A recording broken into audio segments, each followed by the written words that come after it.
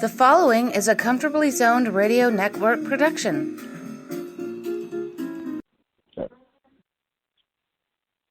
Thank you, Tally Olson. I am back. Lovin' baseball when we were 12 and innocent. I'm Ralph Tycho of the Comfortably Zoned Radio Network, and my guest today is the esteemed Eric Lenaburg. How are you, sir? Well, I'm doing great, Ralph. Thank you very much, and thank you for having me.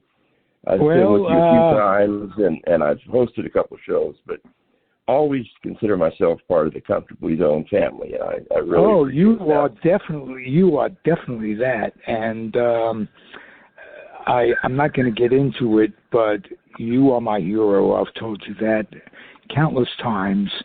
You don't judge a man by when he's going good. You judge a man by what he does when he's on the canvas and how he comes back. And Eric, so proud that you're my friend. Well, thank you, Ralph. I feel the same way about you, and I appreciate the comments. And you're right. It's not whether you get knocked down, it's whether you get up. And I try to live that way. So here we are. You are an inspiration to a lot of folks, me included. But let's get on and have an upbeat podcast.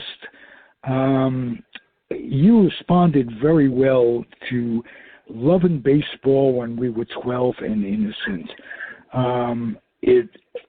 The reason I put it together that way is that I have a feeling when we're 12, whatever our passion is, it meets the intellect that goes behind it. And I want to ask you, I know, but let our audience know, what was baseball for you like when you were age 12? Well, it was the center of my life, really. I started playing baseball when I was 4 years old. I had an older brother who had played. He was like 16 years older than me, and he taught me how to play. And I grew up in Phoenix, as you know. But in the summers, we had family in Southern California. So during the summer, I always spent anywhere from 2 to 6 weeks over there when I was a kid. And with a lot of cousins and uncles and aunts, I always was able to go to Dodger Stadium whenever I had a chance to get tickets. And Dodger Stadium, Ralph, is Disneyland to me. So it was a great time. And I'm glad you mentioned 12 specifically, because something happened that summer that I will never forget. It's one of my favorite baseball moments. But I was able to get tickets for a Dodgers-Phillies game, and it was a Monday afternoon game. Back then, the Dodgers had what they called businessman specials, where they'd have it was getaway day for the opposing team, and they'd have early games, but they would offer specials to people who'd leave work early. So it was one of those games, and there was only about 10,000 people there. But now, over the years, Ralph, all the games I've attended, including working as an announcer in MLB for 21 years, I have only seen one no-hitter in my life in person, and it was that day. It was in July of 1970, right after I turned 12, and a pitcher named Bill Singer of the Dodgers threw a no-hitter against the Phillies. I remember the name. He was coming up when Sandy was in his prime, and boy, I vividly remember that. Yeah, he was one of those pitchers that he'd been with another organization, would have been a lot better known. But when you're coming up in your early years and Sandy Koufax and Don Drysdale and Don Sutton are the other starters, well, it's very easy to fall through the cracks. But he was a good pitcher. That particular day, I had trouble finding someone to take me to the game. I wasn't old enough to drive. So at the very last minute, I got one of my other brothers, the only family member who's not a baseball fan. I managed to get him to take me to the game. And so we were sitting there watching, enjoying the game. And around the sixth inning, I looked at my scorecard because I used to keep score back then. And I said, hey, man, I don't think there's any hits for the Phillies yet. And he looked it over, and sure enough. So I was on the edge of my seat the rest of the game, and Singer pulled it off. And one of the ways he pulled it off was, I know you remember the longtime Dodger manager, Walter Alston. I do indeed. In the ninth inning, he made a defensive change. Now, that season, 1970, Steve Garvey had just come up and was playing third base. You know, he later had a great career as a first baseman. But as a third baseman, he was a disaster defensively. So in the top ninth, Maury Wills had been on the bench all day. He pulled Garvey and put in Maury Wills. And wouldn't you know it, the leadoff hitter in the ninth slapped a shot down the third base line, and Maury Wills made a diving stop and throw from his knees and got the guy for out number one. And then the next two outs were a strikeout and pop out. But, you know, that move right there by Alston saved the no-hitter. And then there's one other reason why it's such a special moment for me. I guess 28 years later, I got my first job as an announcer in MLB, working in the Arizona Fall League. And my partner in the booth was a man named Byron Brown. And Byron spent, I believe, 8 years in the major leagues. Well, he was on the Phillies that day and pinch hit. He was one of the ninth inning outs. And I didn't realize that until one day we were sitting in the booth just chatting a couple hours before the game, Arizona Fall League game started. And I brought up that I had only ever seen that one no-hitter. And people were talking about it, and Byron kind of leaned over and said, yeah, I remember that game. I was there. I said, really? He said, yeah, I was on the Phillies. I pinch hit in the ninth inning. So it was just another example to me of what a small world baseball is and a small world we live in. But in particular in baseball, the connections are incredible when you start to get to know people in the game. And I'm sure you found that to be true too. Oh, absolutely. You meet someone who knows someone else or introduces you to someone else. It's an unbelievable family that baseball has. When you're on the inside, it is a family. When on Facebook, for instance, somebody reports the passing or the illness of a player or a coach or a hot dog vendor, a tear always comes to the eye, no matter who it is and no matter what their position. Even if you never heard of them, you know that they shared the same passion you did, and you know there are only 6 degrees of separation. So, for instance, you could name any player that you watched, and we can make a connect within 6 players of knowing this guy.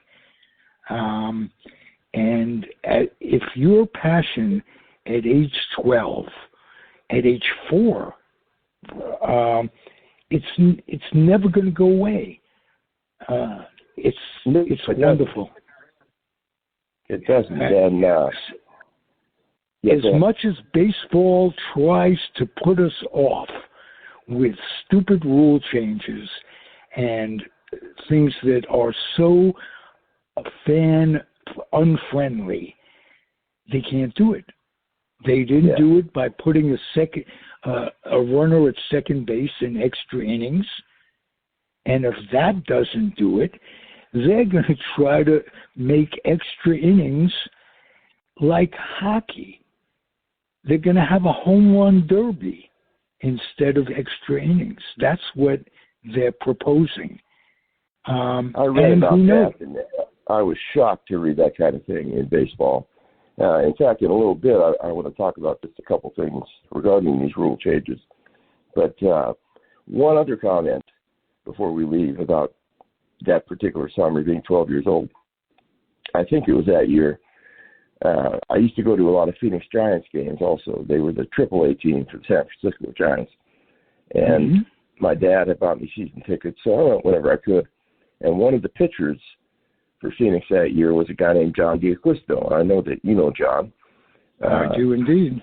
Yeah, John and I, again, 28 years later, 29, 30 years later, John and I became partners announcing and became good friends, really good friends.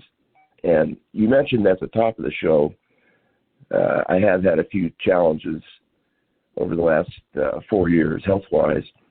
And one day I was just sitting around doing what I do, and John called, and out of the blue, he just said, "Hey, tell me about your health. What's going on?" And we talked for a minute, and I said, "Well, I appreciate it, John. How did you know I even had these issues?" And he said, "Hey, come on, Eric. There's a few of us that keep in touch about you and want to make sure you're doing okay." So I was very moved by that. And, John is a first-class guy, and I'm very proud to call him my friend. Well, John DeQuisto has given me the best interviews off the air. Just in conversation with John, I've learned more about baseball than almost anyone. He's a terrific guy, and speaking of adversities, he's come back from his. And again, the expression, it's not what brought you to the canvas, it's what brought you up from the canvas.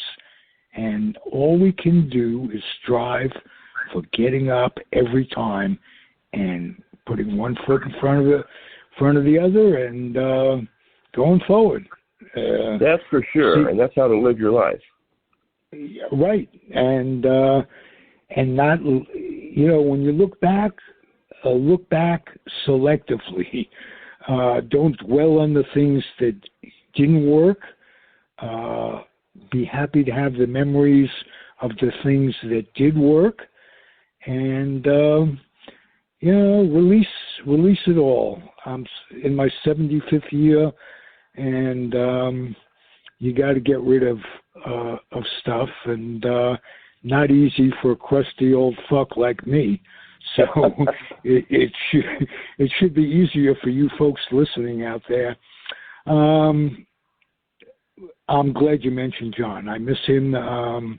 He was a part of Comfortably Zoned Radio Network for a while, and consider him a brother. Yeah, absolutely. He, when we speak about players and baseball friends who we've lost, and there's been a lot in the last 18 months. Oh. John routinely does the tribute to them, which he posts on social media, and he does artwork, and it's very, I guess, his way of honoring those people. But it's become a staple of, what we look at all the time. Whenever someone passes, I always go to John's page and read his tributes. And you're right, he's a guy who came back from some adversity. I learned more working with him for a couple of years than you can imagine. Just conversations we had, like in between innings or before and after the game. What a wealth of knowledge about the game. And just a great personality, just a great guy to be around. Absolutely. When you talk to him, please give him my best.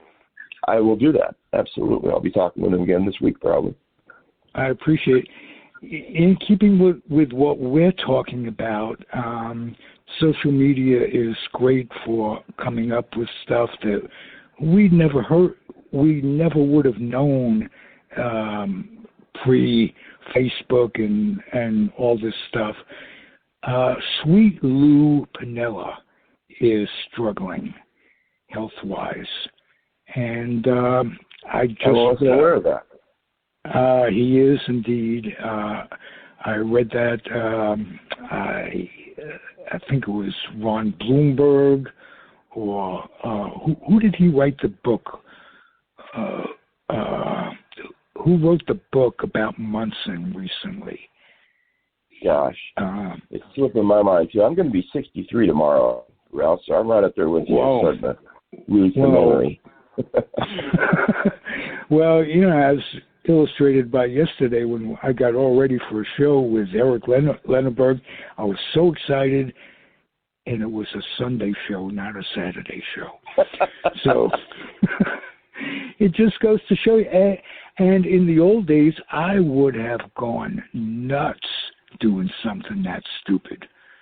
But since then, since the old days, I've done more stupid stuff that this is just a drop in the bucket. So I can't laugh about it. So it was I know we did, and I'm sorry to disturb your morning yesterday, but it was fun, and it showed our humanity, and I love it. Not having to be perfect. That's one thing about retirement when you go through life. And, basic day, you putter, you nap, you smoke a J, and you nap again. That's retirement. So you can't take yourself too seriously, and you've done what you've done, and you live with the results. And that's another old adage to live by. David Hirsch, my friend, who's living in Canada now, taught me that a long time ago about getting along in life. Hey, you do what you can, you do the best you can, and you live with the results. And trying to do that. Those are great words to live by. When I was young, back when I was 12, in fact, I would look around at older men, people that are the ages you and I are now, and it seemed like the older they got, the more cynical and things like that, and I just kind of thought that's how life is. Well, it really isn't. I found that as I get older, I'm a lot more open and tolerant and more interested in different viewpoints, and I don't argue with people, but I certainly enjoy a discussion on different views. So I think that's changed quite a bit. I think your generation and my generation put a stop to that elderly cynicism where sitting around complaining all the time and yelling about politics and things like this. Well, you can replace cynicism with pragmatism. And it works much better. There are certain things to be cynical if you look for it. The world is absolutely messed up. But that's the way it is, and one's control of it is only in the circle of their existence. You're not going to go out and storm the Capitol, hopefully, that sort of thing. So, but you can shake your head at it all and say, I had no idea growing up that people were this stupid. Yeah. It certainly exposed itself over the last 4 years, that's for sure. But without getting any further into that. And not to get political, how about that? That's the best. Whenever I go, not to get political, I stop myself nowadays not to get political. So tell me what you want to talk about rule changes. I'm interested in your take on all of this. That's a good question, Ralph, because there are a few things that are very troubling to me. Commissioner Manfred, since he took over, has really only done one thing that I totally support, and that is the zero tolerance for domestic abusers and things of that nature. And now, just so the listeners don't misunderstand me, being accused of something is one thing, but the MLB, before it puts somebody on the ineligible list or suspends them, does a thorough investigation. And believe me, MLB investigators don't miss a trick. Working for the network for so many years, they do a background check every year. And they do a background check that would embarrass the FBI. They're so thorough. So that's the one thing he's done that I support. But things like the extra inning rule, like you mentioned, and also one thing that really disturbs me is that, number one, he eliminated 40% of the minor league teams. Now, that has a long-range effect on a lot of cities and towns where baseball is the main economic source. That's one thing. The other thing is it eliminates the pool of players that are available. So where there used to be however many rounds it took to get all the draft picks, now it's limited to 5. So that means 150 players will get drafted every year, 150. So let me bring up a name, Mike Piazza. And I know you're aware of this, but some of our listeners might not be. Mike Piazza was the last player chosen in 1988. He was the 1,390th pick.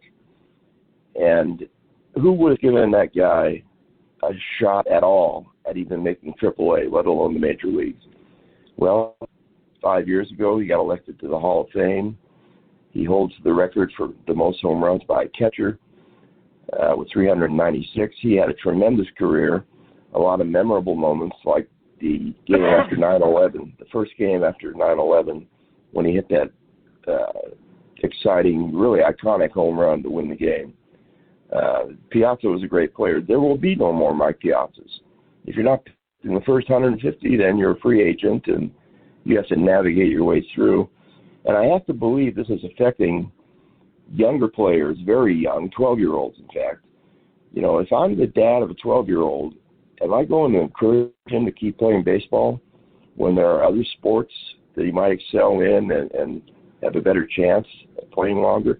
No. I would probably steer him away from baseball other than to just go out and have fun with him for a while. So I'm very disturbed by that. Well, you know what else the limitation of farm clubs does? It reduces the amount of, not reduces the amount, lessens the amount of instruction that a player is going to get coming up.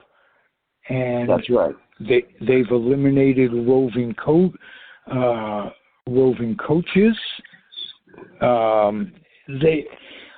What you're going to see is a diminished product on the field. You are going to see, as time goes on, as you've seen in the past 10 years, is pure talent-wise, baseball has never been better. You get guys from all over the world showing incredible skills, but skills aren't enough in baseball. You have to polish them with instruction, with the little tips that go along with it all. And we are seeing a reduction in skills now, and that's before the cutting back of the minor leagues. So you can imagine what it's going to be like 5 years from now. I feel sorry for future fans. And I also want to say that baseball does nothing to encourage a young fan to be a rooter. You can't even watch the World Series if you're a kid because it's played at night. And that's how we became fans, watching the big games, the All-Star games, the World Series. That's how we developed our passion. So I'm mourning the future demise of the game as we know it. Yes, and I'm sure you've noticed this. Managers today don't really manage the team. The major decisions are made upstairs on a computer. And so you have things, changes being made that are directed by the front office after talking to the metrics people. And there's a place in baseball for metrics. But I think we've gone way too far afield in that area. When I'm watching a game on TV and someone hits a home run, I don't care what the exit velocity was. I don't care how hard the ball was hit. I care that the guy hit the home run, he's rounding the bases. Moments that happen in baseball that cannot be predicted on a computer, they don't happen as much anymore. For example, Kirk Gibson versus Dennis Eckertley in that incredible moment where he hit the home run in the World Series. That would never happen today because the computers would say, oh, Gibson can't play. He's hurt. So we would have never had that. They would have left it at that. He wouldn't have even been on the roster. That's right. That's right. And there's certainly going to be moments that are missed because of that. There were some good chances that came, but for the most part, I'm starting to see. I was watching a Dodger game last night, and they actually bunted a run home and did a hit and run at one point, and I was smiling very widely, believe me, to see those things, because it's been a long time since I saw a hit and run or a bunt or, the fundamentals of the game that never should have changed.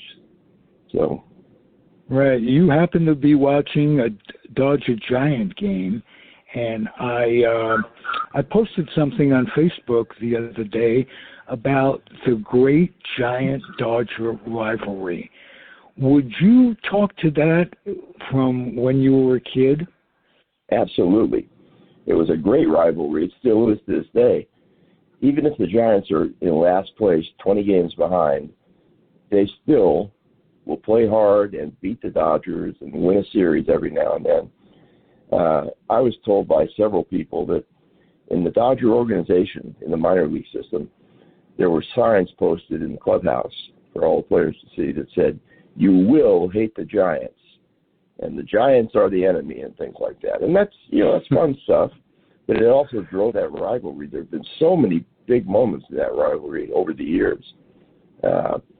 I enjoy right now watching them play because I like Mike Yastrzemski of the Giants. I'm a big fan of his and his story. His grandfather was one of my favorite players when I was 12 years old. Carl Yastrzemski. Oh, wow. That's a rivalry that will continue no matter where baseball goes. It's good for the fans, it's good for the game, and it's enjoyable to watch. These games on Friday night, I guess it was, the Dodgers were losing 5-2 with 2 out in the ninth, 2 outs, 2 strikes on the batter, and the guy hit a pinch hit 3-run homer to tie it. And that's the kind of thing that, that rivalry continues to produce those kind of moments. I love it every second of it. Well, that was after the Giants went ahead by 3 runs, and before they resumed the lead later in the game. That happened to be one of the greatest games I've ever watched. Lead going back and forth. That was what's known as an old-time barn burner. That's right. That's right. We don't hear that expression much anymore. You know an expression we don't hear, and what saddens me? We don't hear "get them on, get them over, and get them in." And you're right. And the old strategy of baseball, you mentioned the hit and run, was unbelievably unusual. I mean, you had hit and runs all the time, getting guys over, bunting guys over. Being successful at moving a player over could get a player a raise. I remember guys like Mazeroski and Logan, who would hit low in the order in my day, would be tremendously effective by playing baseball, old-fashioned baseball. I miss those days. And you mentioned elevation and how fast it goes off the bat and stuff like that. Henry Aaron rarely hit a ball that went much further than the fence. He just hit home runs. He didn't hit home runs for power, but basically what he was is a hitter that hit home runs, not a home run hitter per se. That's right. And we all know the the results. The all-time champion of home runs. That's right. Except for Barry Bonds. And the other thing, while we're at that exchange of home run kings, the day it happened when Barry Bonds broke the record, Henry Aaron came on the scoreboard with a personal message wishing him good luck and congratulating him. That man, another man we've lost in the past year or so, specifically to COVID, and as was Tom Seaver, was as class as anybody that ever played the game. He sure was. And all the guys we lost this year, Hall of Famers, it was a terrible year for baseball, a terrible year for humanity. And I interrupted you. Go on with your talk on rule changes, if you would. Okay, well, one thing I wanted to talk about specifically, and people think, because I've talked about this on the air several times, people think I'm dumping on Rob Manfred, and maybe I am, but he's the commissioner. He's the top guy.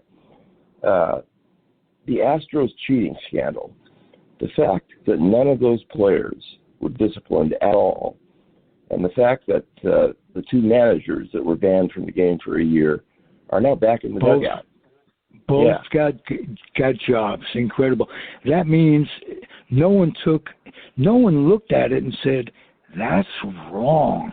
We've got to make it. Baseball has to make a statement that people should be punished for blatant cheating. Right. And I'm a Giant fan, and Bobby Thompson's home run could be construed as that. It can. I mean, they had a telescope in center field and what have you. So I'm not, I'm living in a glass house, so I'm not throwing stones. But that was terrible.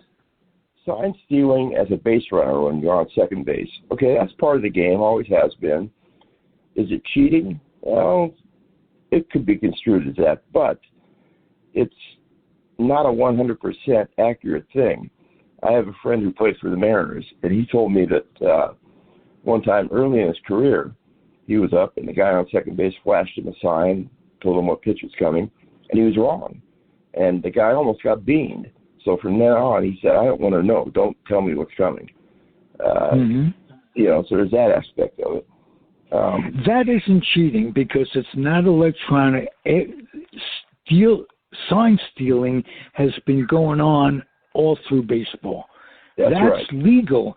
But when you do it with a camera or you do it with binoculars, you place a guy in center field, you do it on a scoreboard. Mark Littell, who was nice enough to write one of the forwards for my upcoming book, told me that when there was not a rumor, but pretty much it was well known that when Chambliss hit that home run, something was flashed on the scoreboard to let him know what the pitch was. Yeah, so, I know Mark pretty well. He told me that story too, and that's one of those great moments for Yankee fans. But that it shouldn't have happened. That's true. But stealing signs legally is part of the culture of the game, and there are players that have spent time on the bench for extended years whose only skill was stealing signs. Right. Speaking of sign stealing, I'm remembering that Mickey Mantle attributed Bob Turley's help many, many times. Turley would flash him the sign from the bench. He wasn't just a sign stealer. He was a terrific pitcher, but he knew what was coming. He passed it on to the Mick, and Mick would use it. That's fine, as long as it's, again, not electronically. Exactly. But I don't know if you saw the press conference from a few nights ago when Mike Schilt, the manager of the Cardinals, was very upset. What had happened was during the game, he had a relief pitcher in there, and the umpire called timeout, came out to the mound, and made the guy change his hat because it had dirt on it. And, of course, the theory is you can apply a foreign substance to the ball and make it move and so forth. And now the commissioner is looking into that. But during the press conference, Schilt said, it's widely known in baseball, it's an open secret, that there are certain pitchers that use a substance that was created that increases the spin rate on the ball, which makes it move in impossible ways.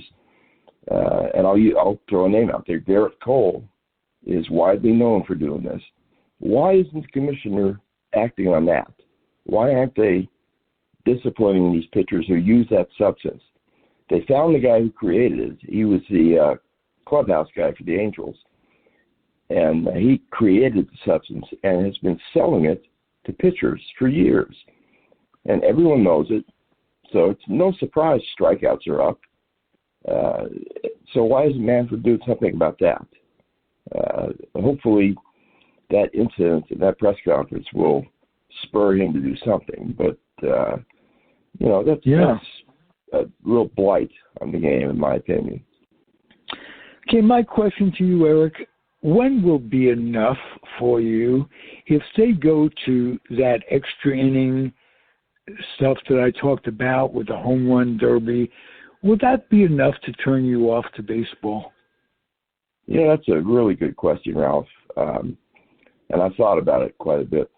I don't think anything will ever turn me off completely to baseball. I will still watch. I bought the MLB TV package, so I have access to all 30 games or all 15 games every day. But so many things are troubling, and I just, I don't like them.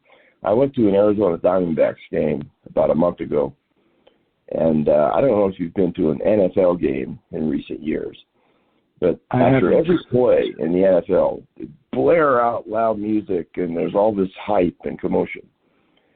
And I vowed never to go back to a Cardinals game after that day.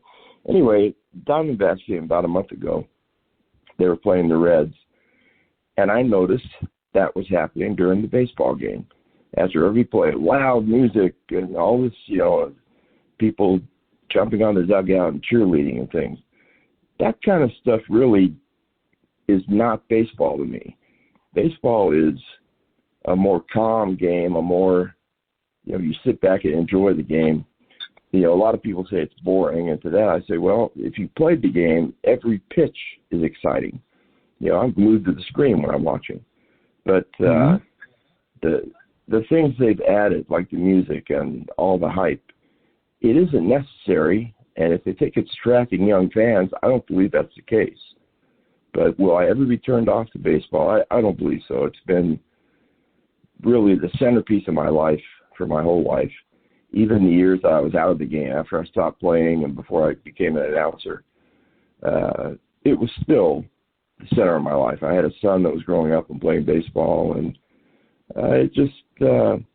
I can't think of anything better for kids to do than have an outlet like that. If I had not had baseball as an outlet for expression, I don't know what would happen. I could have gone a totally different direction. I don't know, but I had baseball to fall back on. And growing up, everybody needs a passion of one thing or another. That's right. That's right. Baseball was mine and will continue to be. Good. That's a great answer, Eric. Eric, what would you hope for the future of the game?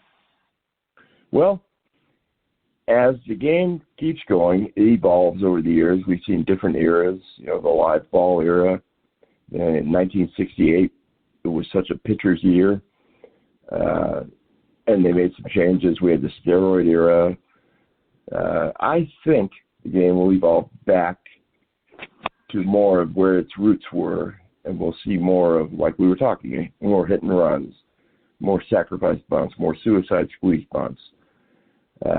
I like the rule that a relief pitcher has to face at least 3 batters, because it used to drive me nuts when they'd bring in a left-hand special to face 1 batter, and then he was out of the game. Well, having to face 3 batters is a totally different animal than just coming in for 1. So that's one rule I'm okay with, but I think it will evolve back to where people like yourself and me will start to enjoy it a little bit more. What do you think? Okay, well, I want equality more. Yes. In terms of revenue, for instance, I have the Oakland A's in my backyard. And every year, Billy Beane puts out a contender. with the minimum amount of money that you can imagine that they put into the team. I'd like to see whatever business expenses teams have, this, that, and the other thing.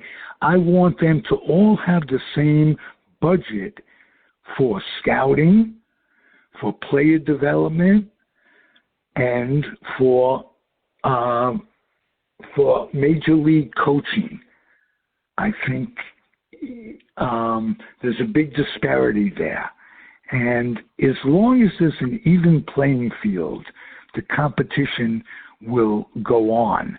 But if it's based merely on money, the big teams, the big spenders making the big bucks, putting it back into their teams, there's an inequality, there's an imbalance, and I'd like to see them come out with something that balances the playing field.